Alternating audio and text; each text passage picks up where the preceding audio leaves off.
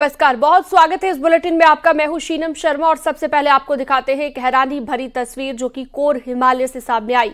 पिथौरागढ़ जिले में स्थित और चीन बॉर्डर पर मौजूद ओम पर्वत से बर्फ पूरी तरह गायब हो गई है।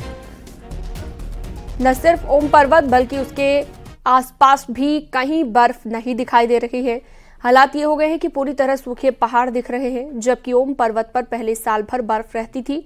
लेकिन ग्लोबल वार्मिंग का असर कहें या फिर ओम पर्वत तक सैलानियों की बढ़ती संख्या, अब हालात ये है कि अगस्त के महीने में ओम पर्वत पूरी तरह से सूख चुका है और बर्फ का नामो निशान नहीं है। दो तस्वीरों में भी आप देख सकते हैं कि कैसे ओम पर्वत पर बर्फ रहती थी और अब पूरी तरह पिघल चुकी है। विजयवर्धन उप्रेती हमारे साथ जुड़ गए हैं। विजयवर्धन, कहीं ना कहीं ये जो तस्वीर सामने आई है, ये तस्वीर संकट की घड़ी की ओर इशारा करती है। अगस्त के महीने में ओम पर्वत पूरी तरह सूख गया, जो पहले बर्फ से ढका हुआ रहता था। आपको बता दूं, जो ओम पर्वत का इलाका है ये चाइना बॉर्डर के करीब लिपू लेक के पास पड़ता है। 19,000 फीट की हाइट पे ये पहाड़ी मौजूद है, जिसमें साल भर ओम की आकृति बनी रहती थी। लेकिन ऐसा पहली बार हुआ है कि जब वहां पर ओम की आकृति से बर्फ पूरी तरीके से गायब हो गई है, जिस कारण ओम की आकृति भी वहां से गायब हुई है। इससे हर कोई हैरान है। निश्चित तौर पर जैसे कि पिछले कुछ सालों में उस इलाके में काफी काम हुआ है, हेलीपैड बने हैं, रिपलेक बॉर्डर को जोड़ने वाली रोड कटी है। इसके अलावा आदि कैलाश और ओम पर्वत के दर्शनों के लिए हजारों की संख्या में देश विदेश के सैलानी वहां पहुंचे। तो निश्चित तौर पर मानवीय दखल बड़ा है, ग्लोबल वार्मिंग का भी असर है, निर्माण कार्यों का भी असर है कि उस इलाके में तापमान काफी तेजी से बढ़ रहा है, ग्लेशियर गल रहे हैं और इसी का नतीजा ये माना जा रहा है कि वहां से ओम पर्वत से ओम पूरी तरीके से गायब हो गया है। जी ठीक है, बहुत शुक्रिया तमाम जानकारी के लिए आपका।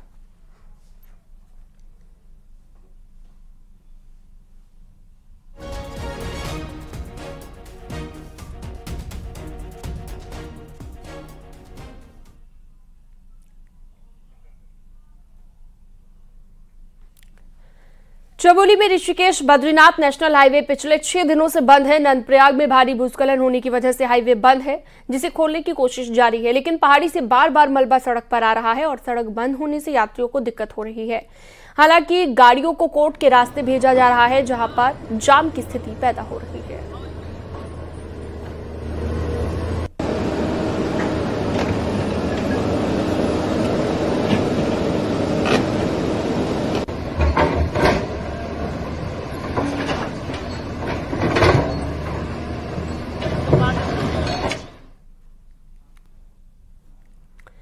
टिहरी के सीमांत गांव गंगी में भी पिछले दिनों हुई बारिश की वजह से नुकसान हुआ है। घुत्तू गंगी को जोड़ने वाली सड़क कई जगह पर टूट गई है। संपर्क मार्ग और पुलिया भी तबाह हो गई है, जिससे ग्रामीणों की परेशानी बढ़ गई है। हालांकि जानमाल का नुकसान नहीं हुआ है, लेकिन रास्ते टूटने से कई जगहों पर ग्रामीणों के मवेशी फंसे हुए हैं।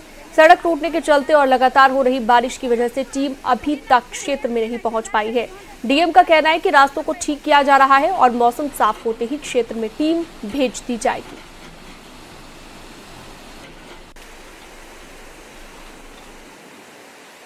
हमारे जितना पुल थे ऊपर खतलिंग तक सब भेड़ बकरी वहाँ फंसी हुई।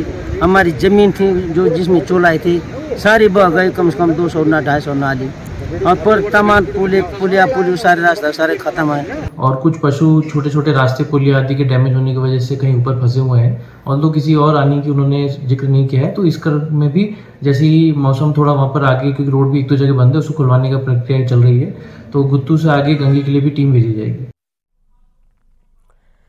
पहाड़ों में हो रही तेज बारिश की वजह से पौड़ी में अलकनंदा नदी का जलस्तर काफी बढ़ गया है और नदी किनारे सभी घाट पानी में डूब गए हैं। चारधाम की रक्षक कही जाने वाली मां धारी देवी के मंदिर को भी अब खतरा पैदा हो गया है। मां धारी देवी का सिद्धपीठ मंदिर अलकनंदा नदी के बीच पिलर पर टिका हुआ है और नदी के उफान पर आने से मंदिर का पिलर काफी हद तक पानी में डूब चुका है और अब मंदिर प्रांगण तक अलकनंदा नदी का जलस्तर पहुंचने में कुछ ही मीटर की दूरी रह गई है। ऐसे में मंदिर समिति को डर है कि कहीं मंदिर जलमग्न न हो जाए। धारी देवी मंदिर के पुजारी ने कहा, नदी का तेज बहाव पिलर पर काफी जोर डाल रहा है, जिससे कई बार मंदिर हिल भी रहा है। 6 किलो खतरा ये दिखाई दे रहा है, क्योंकि आप सामने देखिए ये जो धारी की जो रोड जा रही है ये पानी रोड पे आ जाता है। इधर भी जो मंदिर के सामने जो रोड है वहाँ भी पानी आ जाता है। बाहर से जो व्यक्ति आता है वो डर जाता है खैर हमको तो आदत पड़ गई है, बहुत बड़े बड़े वो आते हैं पेड़ और इन पिलों में लग करके मतलब जैसे झटका जैसे होता है, इस प्रकार से झटका। ऋषिकेश से बद्रीनाथ धाम का सफर मानसून में मुसीबत भरा हो जाता है। कई बार तो यात्रियों को कई घंटों तक एक जगह पर रुकना पड़ता है। क्या है पूरा मामला, आपको रिपोर्ट में दिखाते हैं।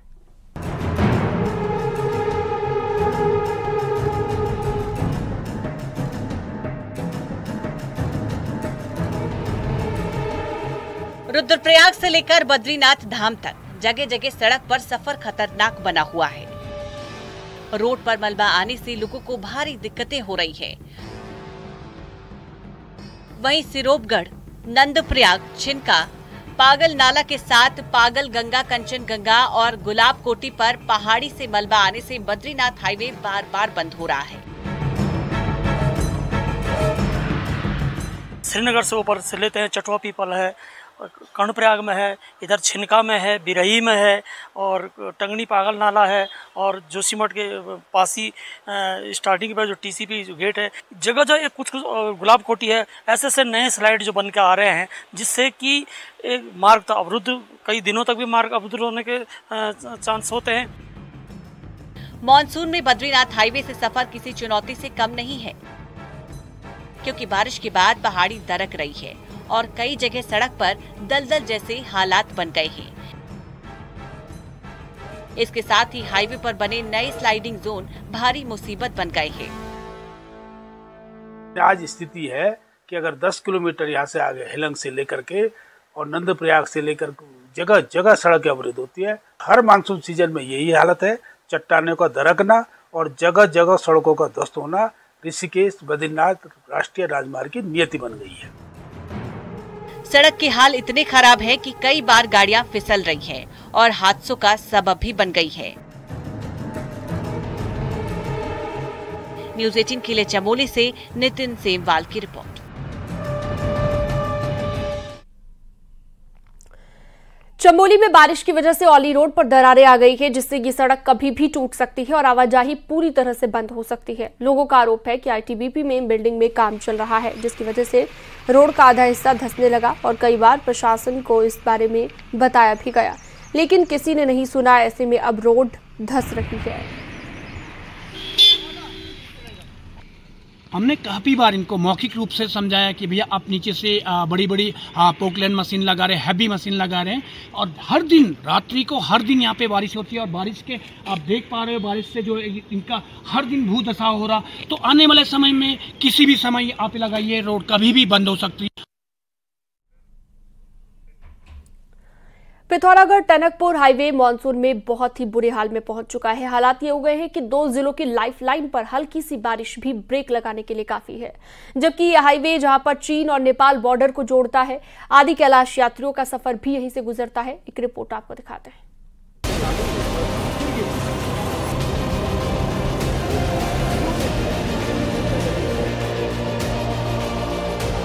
पिथौरागढ़ टनकपुर हाईवे के अल्वेदर में तब्दील होने के बाद सफर तो आसान हुआ ही है, साथ ही समय की बचत भी हो रही है। लेकिन 150 किलोमीटर के इस रूट में एक नहीं बल्कि दर्जनों डेंजर जोन बन गए हैं। ये डेंजर जोन इस कदर खतरनाक हैं कि जरा सी बारिश में ये भरभरा कर हाईवे को निगल रहे हैं। बीते साल भी बारिश ने अल्वेदर रोड की रफ्तार को एक नहीं बल्कि सैकड़ों बार रोका था। ठीक वैसा ही नजारा इन दिनों भी देखने को मिल रहा है। अल्वेदर रोड में एक नहीं बल्कि दर्जनों जगह बारिश होने पर लैंडस्लाइड हो रही है। नतीजा ये है कि यात्रियों को घंटों हाईवे पर रुकना पड़ रहा है। देखिए, जब से बरसात शुरू हुई है, जो हमारी अल्वेदर रोड है, इस पर जो है बड़े बड़े बोल्डर गिर रहे हैं और जगह जगह मलबा आ रहा है और लोग जो है यहाँ पर चलने वाले लोगों को बहुत अधिक परेशानी हो रही है। जो लोग सफर कर रहे हैं तो रास्ते में ही फंस जा रहे हैं। बार बार जिला प्रशासन और सरकार से कहने के बाद भी जो है इस अल्वेदर रोड को जो है ठीक नहीं किया जा रहा है, जिस वजह से लोगों को बहुत अधिक परेशानी का सामना करना पड़ रहा है। 150 किलोमीटर के हाईवे में 5 दर्जन से अधिक लैंडस्लाइड जोन चिन्हित है। इनमें से कई डेंजर जोन पर ट्रीटमेंट का काम भी चल रहा है। चुपकोट बैंड, दिल्ली बैंड, घाट, बाराकोट और स्वाला ऐसे इलाके हैं जहां लगातार दरकती पहाड़ियां अल्वेदर रोड को निगल रही हैं। ये हाईवे चंपावत और पिथौरागढ़ की लाइफलाइन तो है ही, साथ ही चीन और नेपाल बॉर्डर को जोड़ने का जरिया भी है। इसी रोड से होकर बॉर्डर पर भारतीय सुरक्षा बल पहुंचते हैं। आलवेदर की राह में 4 सालों से स्वाला सबसे अधिक डेंजर जोन बना है। स्वाला की दरकती पहाड़ियां बॉर्डर की लाइफलाइन को जाम कर रही हैं, जिसे देखते हुए अब NH यहां पर बड़ा पुल बनाने का प्लान भी बना रहा है। के पास बार बार ये विषय आता है कि बरसात आते ही रोड ब्लॉक हो जाएगी। हमने रोड अच्छी बनाई है, मगर पिछले दिनों मेरे साथ में जब दौरे में था तो मेरे साथ हमारे NHI के और NHPWD के लोग थे, तो मैंने बोला है कि वहाँ पर को अगर आप पुल बना सकते हो, क्योंकि अब वो रोड वहाँ पर रुक नहीं रही है, तो पुल का हम सर्वे करा रहे हैं और सर्वे में उपयुक्त पाया जाएगा तो हम पुल ही बनाएंगे और फिर भी हम बरसात में रोड ब्लॉक ना हो, इसके लिए मैंने दिशा निर्देश दिए हैं। आलवेदर रोड को डेंजर जोन से मुक्त करने के लिए 300 करोड़ की लागत से काम भी हो रहा है, लेकिन फिर भी कई डेंजर जोन में काम शुरू ही नहीं हो पाया है। ऐसे में तय है कि करोड़ों की लागत से बनी रोड का पूरा फायदा लोगों को तभी मिलेगा जब सभी डेंजर जोन 100% ट्रीटमेंट होंगे।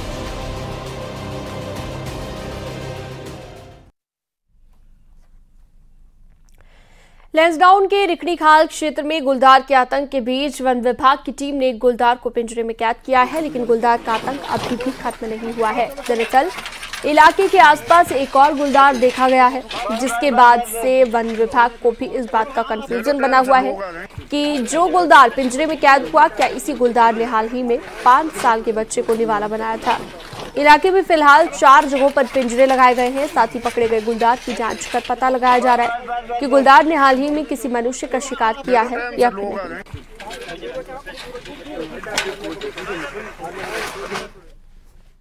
में यह गुलदार पकड़ने के बावजूद स्टाफ को और क्षेत्र में और एक गुलदार मिलने की सूचना मिली है।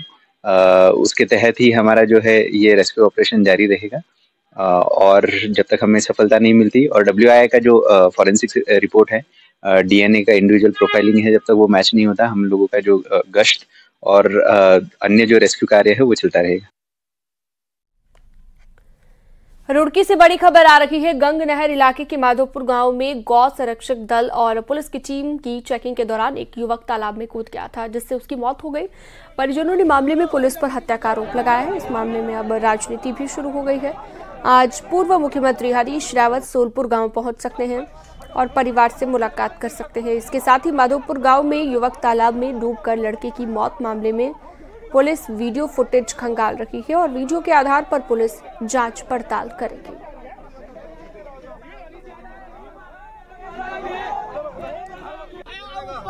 तो पुलिस पूरे मामले की जांच पड़ताल में जुटी हुई है। तालाब में डूबने से मौत का ये मामला है। लड़के की तालाब में डूबने से मौत हुई थी। हरीश रावत पहुंच सकते हैं अब सोलपुर गांव में, परिवार से मुलाकात कर सकते हैं।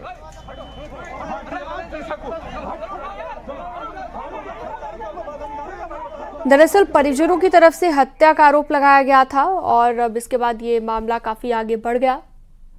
हरीश रावत आज यहां पर पहुंचेंगे। सोमवार को मुख्यमंत्री पुष्कर सिंह धामी ने पिथौरागढ़ के गंगोलीहाट का दौरा किया। इस दौरान उन्होंने प्रसिद्ध महाकाली मंदिर के दर्शन किए, साथ ही पूजा अर्चना भी की। मुख्यमंत्री ने इस दौरान कृष्ण जन्माष्टमी समारोह में शिरकत की और इस मौके पर सीएम धामी ने कहा कि उनकी सरकार ने मानसरोवर कॉरिडोर के जरिए कुमाऊं के सभी धार्मिक स्थलों के विकास का प्लान तैयार किया है।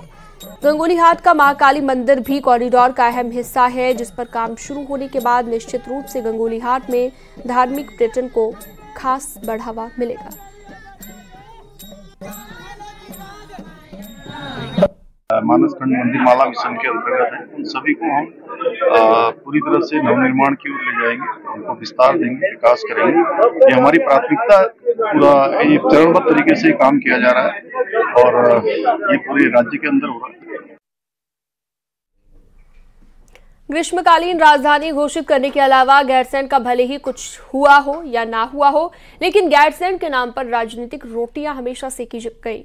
पूर्व सीएम हरीश रावत ने एक बार फिर से गैरसैंण की सियासत को हवा दे दी है।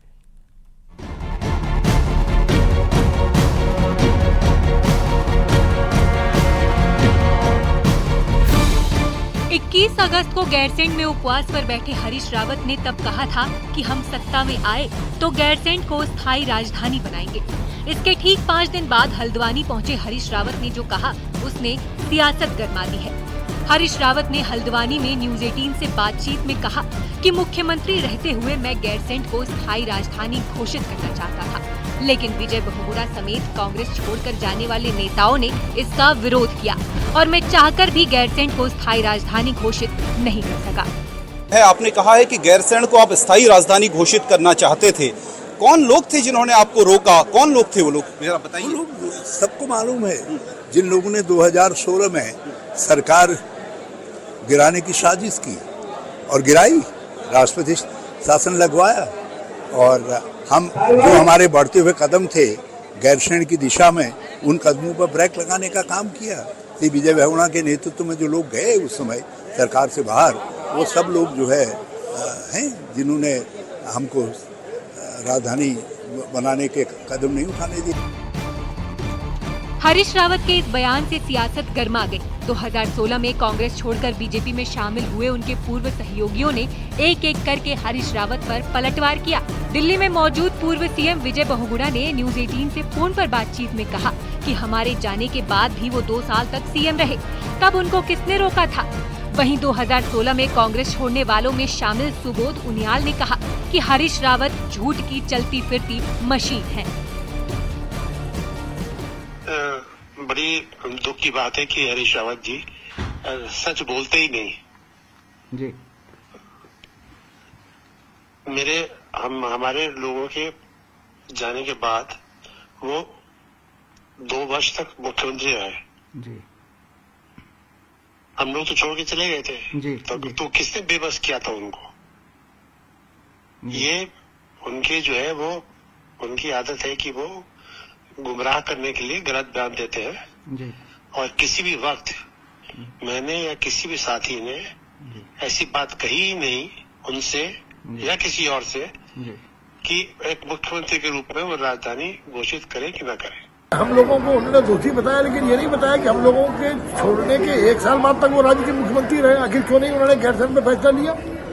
देखिए, हरीश रावत जी के बयानों में उनकी ढलती उम्र का असर साफ दिखाई दे रहा है। जिस तरह से इस उम्र में कहीं न कहीं दिमागी दिवालियापन उनका निकल गया। और अगर मैं बोलूं तो उत्तराखंड में हरीश रावत झूठ बोलने की एक चलती फिर।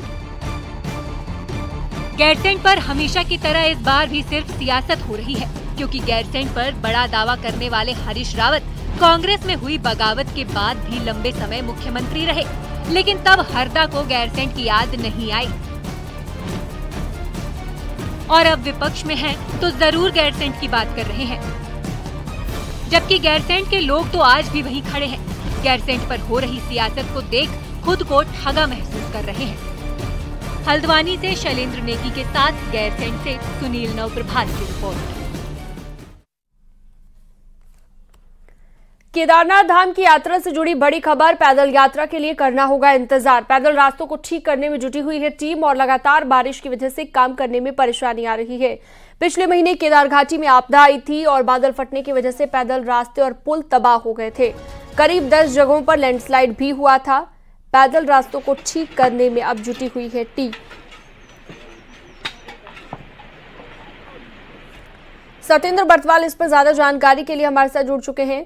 सत्येंद्र, अभी तक कितना काम हो चुका है जो तबाह हुआ था पैदल रास्ता, और कब तक यहां पर दोबारा से चीजें सामान्य हो जाएंगी? तो केदारनाथ धाम का जो पैदल मार्ग है वो कई जगहों से लैंडस्लाइड जो तेज बारिश से चलते लैंडस्लाइड हो गया था। करीब 10 जगहों पर केदारनाथ का जो पैदल ट्रैक था वो पूरा ध्वस्त हो गया था, जिसके बाद वहाँ कई लोग फंसे थे। उन लोगों को प्रशासन ने सुरक्षित निकाला, लेकिन अब प्रशासन के सामने सबसे बड़ी चुनौती थी यात्रा रूट को दुरुस्त करने के लिए। लेकिन वहाँ पे भी सबसे ज्यादा चुनौती बना है मौसम के चलते। मौसम लगातार वहाँ पे बारिश होने के चलते अब वहाँ पे काफी दिक्कतें सामने आ रही है। और अभी भी ये माना जा रहा है कि जो लिंचौली का जो पार्ट है, लिंचौली जो जहां सबसे ज्यादा लोग फंसे थे और सबसे ज्यादा लैंडस्लाइड लिंचौली में ही हुआ था, तो वहां पे अभी भी कुछ दिन लग सकते हैं, यानी कुछ समय अभी भी लग सकता है, क्योंकि वहां पे लगातार दिक्कतें सामने आ रही हैं। जी ठीक है, बहुत शुक्रिया तमाम जानकारी के लिए आपका।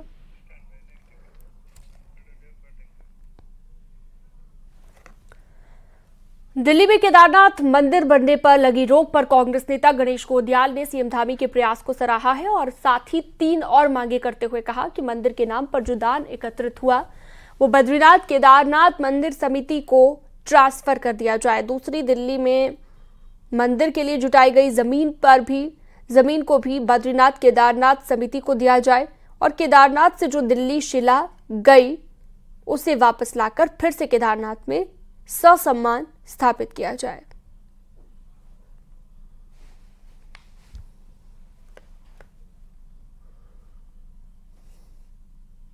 आपने अपने प्रभाव का उपयोग करके जो ये डिसॉल्व करने का पत्र ये जारी हुआ है, ये आपके प्रभाव के बिना नहीं हो सकता। ये आपका प्रभाव है और मैंने पहले ही कहा कि आपका प्रभाव ही हमारी ताकत है, उत्तराखंड की ताकत है।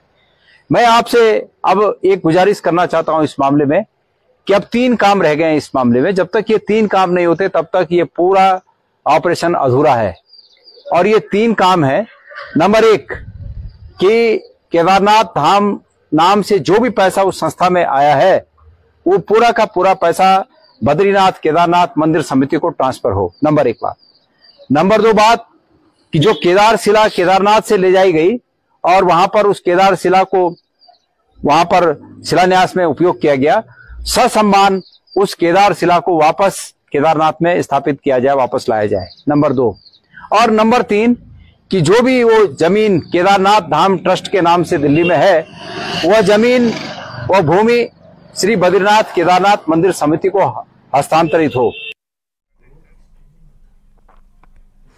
टिहरी के हजारी सिंह चौहान ने मणिपुर में शहादत दी है। असम राइफल में तैनात हजारी सिंह चौहान सैन्य अभियान के दौरान मणिपुर में शहीद हो गए। देर रात शहीद का पार्थिव शरीर ऋषिकेश उनके आवास पर लाया गया और आज पूर्णानंद घाट पर सैन्य सम्मान के साथ शहीद को अंतिम विदाई दी जाएगी।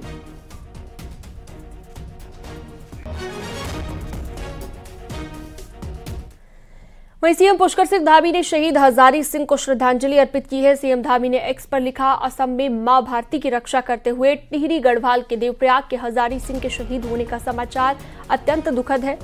ईश्वर से प्रार्थना है कि पुण्यात्मा को श्री चरणों में स्थान और परिजनों को असीम दुख सहने की शक्ति प्रदान करें।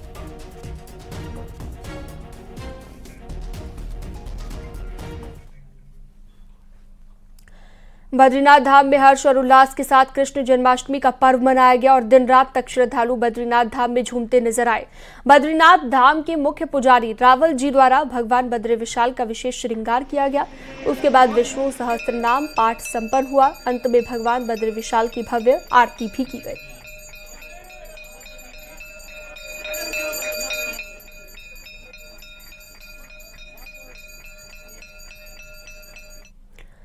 उत्तरकाशी समेत गंगोत्री धाम में जन्माष्टमी की धूम देर रात तक देखने को मिली। गंगोत्री धाम में जन्माष्टमी के पावन पर्व पर हजारों की संख्या में देश के कई राज्यों से श्रद्धालु पहुंचे थे।